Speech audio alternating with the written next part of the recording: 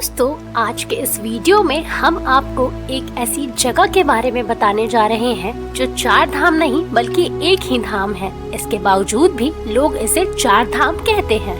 हमारे हिंदू धर्म में 4 धामों की यात्रा का बड़ा ही महत्व है।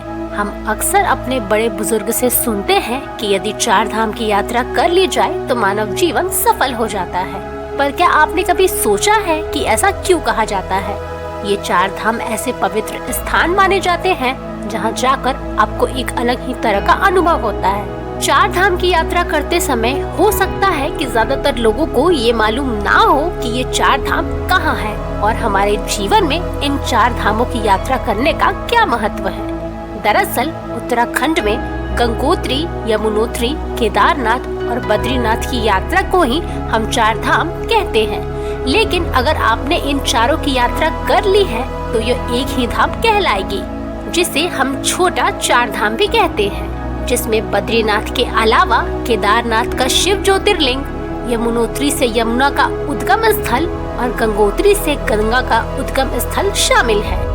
अब अगर इसके महत्व की चर्चा करें तो कहा जाता है कि इन चारों की जगह पर दिव्य आत्माओं का निवास माना जाता है। केदारनाथ जहां भगवान शंकर के आराम करने का स्थान है, वहीं बद्रीनाथ को सृष्टि का 8वां बैकुंठ कहा जाता है, जहां विष्णु भगवान 6 महीने निद्रा में रहते हैं। वहीं बद्रीनाथ में नर नारायण विग्रह की पूजा होती है। कहा जाता है कि केदार घाटी में जो 2 पहाड़ है, विष्णु के 24 अवतारों में से एक नर और नारायण ऋषि की यह तपोभूमि है। उनके तप से ही प्रसन्न होकर केदारनाथ में भगवान शिव प्रकट हुए थे। अब अगर आपको प्रमुख 4 धामों की जानकारी दे दे तो यहाँ आपको सालों भक्तों की भीड़ देखने को मिलेगी। 4 धाम भारत के 4 धार्मिक मंदिरों का एक समूह माना जाता है, जो भारत के 4 दिशाओं में स्थित है, जिसमें पूर्व में जगन्नाथपुरी, दक्षिण में रामेश्वरम, पश्चिम में द्वारिका और उत्तर में बद्रीनाथ का नाम आता है। सबसे खास बात ये है कि ये सभी चारों धाम भगवान श्री विष्णु के हैं। हिमालय के शिखर पर स्थित बद्रीनाथ हिंदुओं की आस्था का सबसे बड़ा केंद्र माना जाता है, जिसकी स्थापना मर्यादा पुरुषोत्तम श्री राम ने की थी।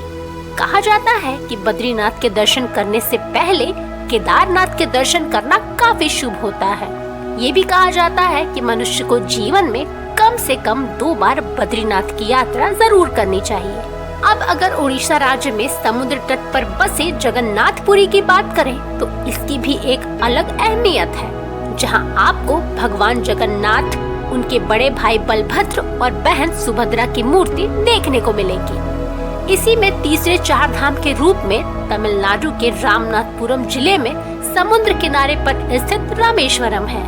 कहा जाता है कि श्री राम ने इस शिवलिंग की स्थापना की थी, जहां राम ने लंका पर चढ़ाई करने से पूर्व एक पत्थर के सेतु का निर्माण भी कराया था। अब बारी आती है चौथे 4 धाम की, जो गुजरात राज्य के पश्चिमी सिरे के समुद्र के किनारे स्थित है। इस द्वारका को भगवान श्री कृष्ण ने बसाया था, जिसका असली अंश तो समुद्र में समा गया, बस इसके कुछ अवशेष आज बचे हैं। ऐसी और जानकारी के लिए देखते रहें अच्छाजी.com।